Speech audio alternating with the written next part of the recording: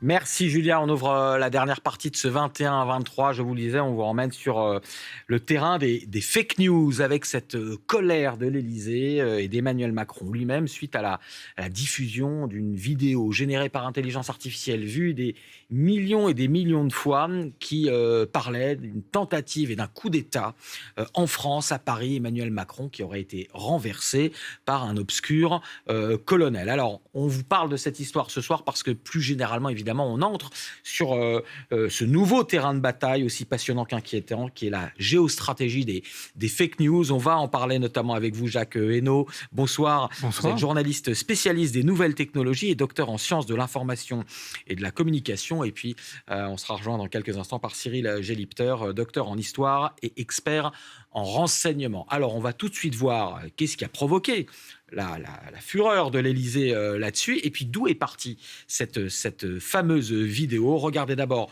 le reportage de Christelle Méral, et on en parle juste après. Attention, ceci est une fausse information. À l'heure actuelle, les informations non officielles évoquent bien un coup d'État en France, dirigé par un colonel dont l'identité n'a pas été révélée, et la possible chute du président Emmanuel Macron. Un faux coup d'État, une fausse journaliste dans une vidéo générée par l'intelligence artificielle. Si trompeuse qu'un chef d'État africain inquiet a prévenu Emmanuel Macron. Colère du président. D'autant que le service officiel qui gère les contenus illicites en ligne n'a pas obtenu son retrait par Facebook. La plateforme Pharos s'appelle Facebook. Elle dit, il faut retirer ce truc, regardez, c'est de manière évidente, ça crée le chaos. Réponse de Facebook, ça ne contrevient pas à nos règles d'utilisation. Refus de retrait. Ces gens-là se moquent de nous et donc ils nous mettent en danger. Pourquoi cet échec ? Seuls les contenus illicites peuvent être supprimés. Pédophilie, incitation à la haine, à la violence, trafic, escroquerie. Mais les fausses informations ne font pas partie de la liste. Pour que le contenu soit retiré par une plateforme, il faut une infraction. De son côté, Meta, la maison mère de Facebook, justifie ainsi le maintien de la vidéo. Nous supprimons les fausses informations qui contribuent à un risque de préjudice physique imminent. Vue plus de 12 millions de fois, cette vidéo a finalement été supprimée par le propriétaire du compte, mais des copies circulent toujours. Notre spécialiste science prouve combien il est facile d'en créer une en 30 secondes. J'ai demandé à ce que cette vidéo, donc générée par intelligence artificielle, montre une journaliste blonde devant la Tour Eiffel qui évoque un coup d'État en France. Et regardez. Un coup d'État est en cours en France, dirigé par un colonel dont l'identité n'a pas été révélée. La vidéo initiale a été postée par un compte localisé au Burkina Faso. Jacques, on en parle ce soir parce que c'est pas une question de politique. Là, Emmanuel Macron s'en est offusqué. On fait pas de politique. C'est pas une question d'ego d'Emmanuel Macron qui dit non, je n'ai pas été destitué par un colonel. Quand il dit ces gens-là se moquent de nous, c'est un risque pour notre démocratie. Est-ce qu'il a raison ? Alors, d'abord, je suis surpris qu'il soit adressé à la plateforme Pharos, parce que normalement, ce n'est pas son rôle. Si vous regardez bien ce qu'on peut déclarer à la plateforme Pharos, il n'y a pas... La plateforme Pharos, rappelez-nous. Non, c'est la plateforme officielle sur laquelle vous pouvez déclarer des problèmes de cyberattaques, de scammers, etc. Mais tout ce qui est contenu immoral ou amoral, est-ce qu'on peut rentrer cette vidéo dans cette catégorie ? Normalement, il précise bien, ça ne relève pas de la plateforme Pharos. Donc je ne sais pas ce qui s'est passé là, mais en tout cas, normalement, moi, d'après ce que j'ai compris, ce n'est pas à la plateforme Pharos de s'occuper de ce type de contenu. Ensuite, chez Meta, effectivement, lorsque vous allez dans leurs règles, pour les contenus inappropriés, ils précisent bien, effectivement, les trucs de désinformation. Et dans la désinformation, ils vont supprimer tout ce qui concerne les rumeurs anti-vax, etc. Mais ils disent bien, pour tout ce qui est contenu manipulé numériquement, on met un bandeau, comme quoi ça a été manipulé. Et apparemment, ils disent qu'ils l'ont fait. Voilà. Donc, d'après les règles des uns et des autres, tout a été respecté. Après, que Meta se moque de nous, ça fait très très longtemps. Tout ce qui les intéresse, il faut revenir quand même au basique, expliquer le modèle économique d'un réseau social. Un réseau social, c'est j'attire du monde, je capte votre attention, je capte de l'audience pour pouvoir lui montrer de la publicité et gagner de l'argent en montrant cette publicité. Donc il faut attirer du monde. Une vidéo comme ça, vue 12 millions 13 millions de fois, c'est pain béni. Ça va créer le buzz, ça va attirer du monde. Donc, c'est du monde qui vient, à qui on va pouvoir montrer de la publicité. Donc, c'est de l'argent gagné d'avance pour Meta. Donc, ils n'ont aucun intérêt à le retirer. Mais sur ce que dit Emmanuel Macron, est-ce que ça peut être, c'est le sens de ce que disait le président, est-ce que ça peut déstabiliser nos sociétés? Est-ce que, comme le dit Meta, attendez, il n'y a pas de risque imminent physique sur une personne, c'est la réponse de Meta, ou est-ce que Emmanuel Macron a raison de dire que ça peut déstabiliser nos sociétés, parce que dire à un pays, il y a une tentative de coup d'État en France, il n'y a plus de président de la République, il y a un colonel, un militaire qui prend le contrôle du pays, est-ce que tout le monde va se dire mais non, c'est une IA, c'est une connerie, ou est-ce que non, c'est une manière de déstabiliser une démocratie? C'est une manière, ça peut être une manière de déstabiliser une démocratie. On sait que c'est utilisé, que Facebook a été utilisé par des puissances étrangères, qu'il y a eu des ingérences pour les élections, lors des élections présidentielles américaines, déjà dès 2016. Et on sait que Facebook n'a rien fait. À l'époque, ça s'appelait Facebook, maintenant ça s'appelle Meta. Facebook n'avait rien fait à l'époque. On a les comptes rendus des conseils d'administration, il y a eu des lanceurs d'alerte qui ont expliqué tout ça, il y a des livres qui ont tout expliqué, etc. Donc, ils n'ont rien fait parce que ça leur a apporté de l'argent. Les fake news... Ils n'ont rien fait, c'est-à-dire qu'ils n'ont pas intervenu supprimé, pour non, ils n'ont pas censuré, bloquer, ils n'ont pas censuré. Non, oui, ça c'est une notoriété publique. Les fake news, ça fait le buzz. Une fake news, en général, c'est quelque chose de sensationnel. On en a là un exemple parfait avec cette rumeur de coup d'État en France. Donc ça fait le buzz, c'est sensationnel. Donc c'est vu par énormément de gens, encore une fois. Donc ça attire du monde. C'est l'occasion pour un réseau social comme Facebook de montrer de la publicité et donc de gagner de l'argent. Facebook, c'est une machine à cash. Les grands chiffres, c'est 160 milliards de chiffre d'affaires en 2024 et c'est 60 milliards de bénéfices nets. Donc, tout ce qui les intéresse, c'est gagner de l'argent.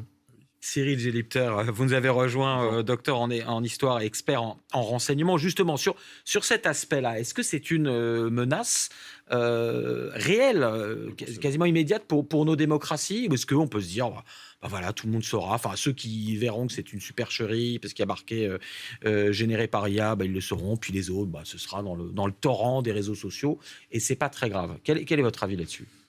Menace potentielle, oui. Vous savez, vous avez toujours le problème de la guerre informationnelle et de la guerre psychologique, les psyops. Alors, vous avez les Russes, les Américains en ont aussi fait. Par exemple, cet après-midi, il y aura une histoire lors d'un séminaire. Nous revenions sur le coup d'État au Guatemala en 54. Vous avez fait des psyops. En Iran, en 53, vous avez eu aussi. Donc, vous voulez dire que ça date pas des réseaux sociaux, d'Internet. Mais maintenant, c'est un vecteur qui est utilisé, bien entendu. Et justement, cela fait des mois que je vois les acteurs alerter en disant, faites attention, avec l'intelligence artificielle, vous pouvez générer des vidéos qui ont l'air vraies et qui peuvent faire un effet boule de neige. Parfois, alors, le monsieur qui a fait cette vidéo, c'est un jeune burkinabé qui voulait faire un peu de pub. Il dit que non, je suis désolé. Oui, il a été contacté, on l'a contacté tout à l'heure, et Le Monde l'a contacté plus tôt dans la journée, et il dit, il s'excuse d'ailleurs. Oui, il a juste voulu montrer ce qu'il savait faire. C'est un jeune burkinabé qui a une jeune entreprise justement de formation à l'IA, et voilà, il ne pensait pas que ça aurait ces conséquences. Oui, mais ça peut potentiellement avoir des conséquences graves. Je suis désolé. Quand vous faites de la diffamation en France, nous avons une législation qui a... Alors, je ne sais plus en quelle année elle a été... je crois que déjà, avant la Seconde Guerre mondiale, déjà, on travaillait dessus. Tu dis une bêtise, tu payes. Tu es condamné. Et là, non. C'est normal. Je suis désolé.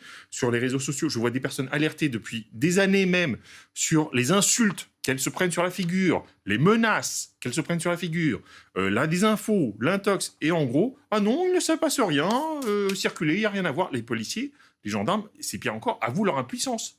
On ne peut rien faire parce que parfois, ces réseaux sociaux ne coopèrent pas. Pourtant, vous avez une législation, ce qu'on appelle le DSA, le Digital Service Act, qui est entré en vigueur en 2024, législation européenne, qui oblige à supprimer les contenus illégaux. Mais vous avez vu la réponse de Meta qui a dit non, ça ne contrevient pas, on s'en lave les mains. Et c'est le jeune utilisateur qui a préféré lui-même supprimer. Oui, en l'occurrence, donc le jeune utilisateur burkinabé a supprimé cette vidéo de lui-même et pas à la demande de Meta. On va voir d'ailleurs une des premières vidéos que ce jeune burkinabé avait fait. C'était une vidéo, j'allais dire, là vraiment j'allais dire toute innocente, qui en tout cas n'avait aucune conséquence politique. Voilà, c'était une de ses premières créations. Il pleuvait des moutons à la Tour Eiffel. Alors c'est déjà très réaliste, mais évidemment personne va se dire en voyant ça qu'effectivement des moutons tombent du ciel. Le problème, c'est qu'aujourd'hui, l'IA, et alors elle avance de manière exponentielle mois après mois, semaine après semaine, elle est de plus en plus réaliste. Là, des moutons, tout le monde sait que c'est fake, mais effectivement, une journaliste... A priori, on ne sait pas. Oui, mais on a vu, il y a quelques mois, on a vu un faux salon de l'automobile tourné comme un reportage, comme nous, on pourrait le faire à France Télévisions, avec ce qu'on appelle des micro-trottoirs, des castings, le jeune couple qui vient acheter une voiture, le quinca qui veut se payer une Ferrari. Et c'était d'un réalisme absolument époustouflant, impossible de distinguer ce qui aurait été une vidéo réelle. On s'annonce des années à venir compliquées là-dessus. Oui, mais qu'est-ce qu'il faut faire dans ce cas-là ? Primo, vérifier l'information, c'est-à-dire vous remonter à la source originelle pour vous dire, bon, ça vient d'où ? Je suis désolé, mais le journaliste du Monde qui a fait son travail, par exemple, et vous aussi, soit dit en passant, vous a dit, bon, ça vient d'où ? Ça vient de telle personne, ça vient... un jeune burkinabé qui soudain diffuserait un reportage sur un coup d'État dans un pays étranger, puisqu'il vient du Burkina Faso et les événements sont en France, vous dites que ça me paraît guère plausible, mais tous les utilisateurs n'auront pas ce réflexe. Et surtout, il faut éduquer les jeunes en disant comment distinguer une vraie information d'une fausse, quels sont les risques. Enfin, vous savez, ça c'est le travail du renseignement, justement, puisque vous me sollicitez sur les questions de renseignement, justement, c'est ce qu'on leur apprend aux analystes. Vous recevez des informations, vous triez qu'est-ce qui est vrai, qu'est-ce qui est faux, et qu'est-ce qui aussi est possible, probable, voire hautement probable. Il y a toujours une forte pondération. Alors, je vais vous donner un autre exemple, et puis on va avancer le débat, alors, qui n'est pas forcément l'intelligence artificielle, mais en tout cas, on est exactement dans les fake news. Il y a quelque temps, il y a eu cette affaire, entre guillemets, du mouchoir d'Emmanuel Macron. Il était dans un train à destination de Kiev pour aller soutenir avec d'autres dirigeants européens l'Ukraine. Et on va voir que donc là, ça a des conséquences géopolitiques, et qu'évidemment, des puissances étrangères non amis, la Russie en l'occurrence, ont un rôle ou ont un intérêt à ces fake news. On regarde juste la séquence et vous me donnez votre analyse derrière. Vendredi 23h35, le président français aborde un train l'emmenant à Kiev. À ses côtés, ses homologues britanniques et allemands pour une rencontre. On voit les hommes s'asseoir et Emmanuel Macron saisir un mouchoir pour le mettre dans sa poche. Samedi à la mi-journée, lorsque la vidéo est partagée en mauvaise qualité sur le réseau social X, certains se questionnent.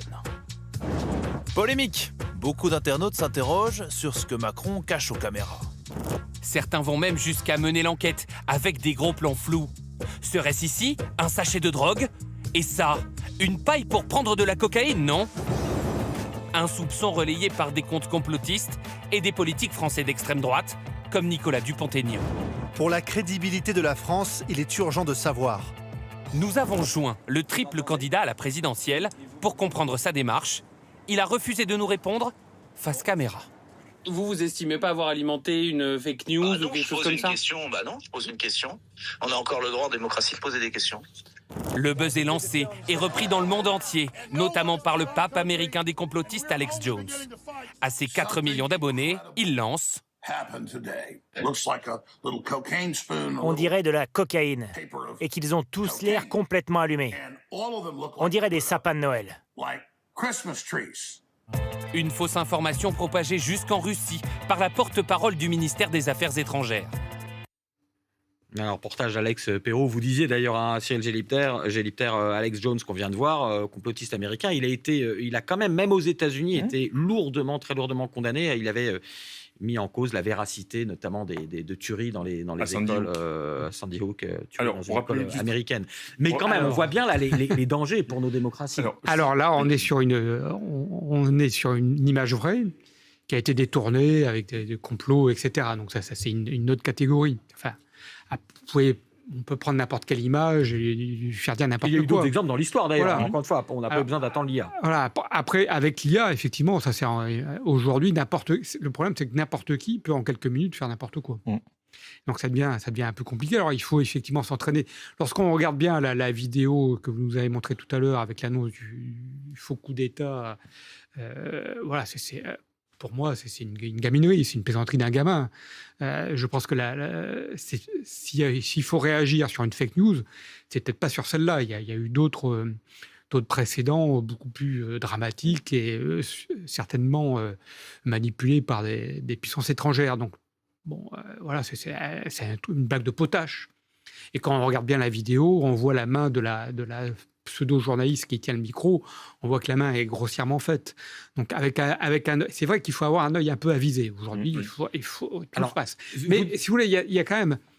On a l'impression que c'est ça le plus important pour aujourd'hui comme danger. Mais on voit qu'il y a quand même toujours des cyberattaques sur des serveurs, des vrais serveurs. Aujourd'hui, que tout le monde... la cyberattaque sur le ministère de l'Intérieur. Que nous recevons tous des mails bizarres avec des pseudo-liens vers OneDrive vous invitant à vous voilà. Et si vous cliquez dessus, vous donnez votre compte, etc. Et il faut, je pense... on sait qu'il y a plein de choses, il y a plein de fake news qui circulent. Par contre, on ne sait pas quel est l'impact des fake news. C'est difficile. C'est impossible à mesurer scientifiquement. Il n'y a aucun scientifique. Moi, j'ai fait des articles sur les fake news. Comment est-ce qu'on peut mesurer l'impact des fake news ? C'est impossible. On sait qu'il y a des fake news. C'est comme les publicités. C'est pas parce que vous voyez une pub que vous allez acheter le produit. C'est pas parce que vous voyez une fake news que vous allez la croire. Par contre, vous pouvez trouver ça drôle, ou peut-être que vous la diffusez ou la rediffusez juste parce qu'elle est drôle. Est-ce que j'entends ce que vous dites, est-ce que la différence, c'est pas ce que vous disiez aussi, c'est-à-dire la rapidité. Alors, vous le disiez, dans l'histoire, il y a toujours eu ça. On se rappelle Trotsky qui est effacé de l'image à côté de Staline, je crois. C'est Yezhov, je crois, le patron de la police politique. Ou un haut dignitaire soviétique, voilà, comme ça. Ça a toujours existé depuis la Grèce antique. Effacé de l'histoire, mais bon, ça nécessitait peut-être un peu plus de temps. Et puis il y avait la parole officielle. Aujourd'hui, c'est quoi ? C'est en quelques secondes. En quelques minutes, ça peut partir dans le monde entier. Oui, les moyens sont décuplés. Parce que avec l'Internet, ça va beaucoup plus vite. Avant, vous envoyiez un courrier, cela pouvait mettre des semaines si c'était à l'autre bout du monde. Aujourd'hui, vous envoyez un mail à l'autre bout du monde. Votre correspondant, là, dans les minutes qui suivent. Oui, c'est même pas un mail, c'est vous l'envoyez, ça part sur les réseaux sociaux et l'algorithme des réseaux sociaux va accélérer la diffusion. Alors, c'est ça où est aussi effectivement, il y a un rôle d'amplificateur des réseaux sociaux. Et encore une fois, ils le font sciemment parce qu'ils savent très bien. Ils ont les moyens quand même de voir d'où ça vient, si c'est généré de façon artificielle ou pas. Mais ça empêche pas. Ils veulent pas empêcher la diffusion parce qu'ils savent très bien que ça va faire le buzz, que ça va attirer du monde. Encore une fois, que ça va leur apporter de l'argent grâce à la publicité. Je voulais vous montrer un dernier exemple parce que pour aller plus loin, parce que ça peut effectivement prêter vraiment à confusion. Aujourd'hui, on ne saura plus quoi croire. Le dernier exemple, c'est cette fameuse entre guillemets gifle de Brigitte Macron sur Emmanuel Macron lors d'un voyage au Vietnam, je crois. Regardez cet extrait de reportage et surtout les réponses de l'Élysée. Il est environ 23h dans la capitale vietnamienne. Voici ce que filme la caméra qui alimente les chaînes de télévision françaises. On y voit le couple présidentiel sortir de l'avion sans encombre. Mais une autre caméra, celle de l'agence américaine Associated Press, filme la scène depuis un autre axe. Rapidement, l'image est relayée par des médias russes. Une vidéo sensationnelle de Macron où l'épouse du dirigeant français le gifle. La scène est ensuite reprise sur les réseaux sociaux par des personnalités françaises d'extrême droite et des comptes complotistes américains.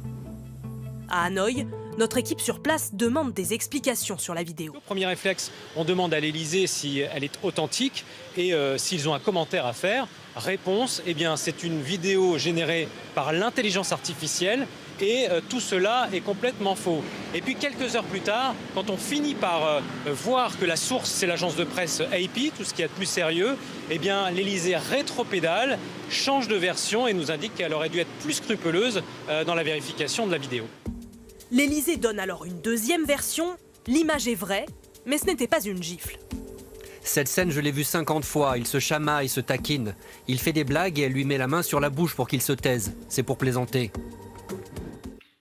On voulait vous montrer cette séquence parce que là, c'est intéressant parce que maintenant, même l'État va peut-être se servir de l'excuse facile du fake news pour détourner l'attention, Jacques. Ça peut aller dans les deux sens aussi. Là, on peut dire que c'est l'Élysée qui a fait une fake news en disant que c'était de l'intelligence artificielle, oui. Voilà, donc là, ça s'est retourné contre eux. Tout est possible dans tous les sens. Après, on ne sait pas, on ne saura jamais la vérité si c'était une gifle ou une accolade sympathique ou un jeu dans un couple, on ne sait pas. Mais ils ont été très maladroits, effectivement, dans leur réponse. Cyril, d'un mot pour finir, quel est le risque à ce que, à la limite, plus personne ne soit crédible? Après, on va tout mélanger, les médias, les politiques, tout le monde est fake news. Non, on fait une différence, c'est-à-dire que vous n'êtes pas pessimiste au moins. Non, et puis, mais je vous ai dit, ce qu'il faut toujours, c'est vérifier l'information. Le problème, c'est que les gens ne le font pas forcément. Il faut remonter à la source originelle pour voir d'où ça vient, est-ce que c'est crédible. C'est un peu un travail de renseignement, en quelque sorte. Vérifier la source originelle. Je sais, je suis un peu trop exigeant. C'est surtout du travail du bon sens, si vous voulez. Oui. Je pense que s'il y avait eu un coup d'État, on l'aurait appris peut-être pas par les réseaux sociaux. Oui, parce que certaines infos qui ont fuité comme ça, certaines fausses infos, très vite on s'en est rendu compte. Très vite ça a été démenti, donc l'effet est retombé et on n'en parle plus ensuite. Donc, plus que jamais, le travail de vérification, évidemment, est indispensable pour les chercheurs que vous êtes, les journalistes que nous sommes. Merci à tous les deux pour vos explications. Dans quelques secondes, le journal Météo Climat. Restez avec nous à 23h, vous retrouvez Camille Novak. À tout de suite sur France Info.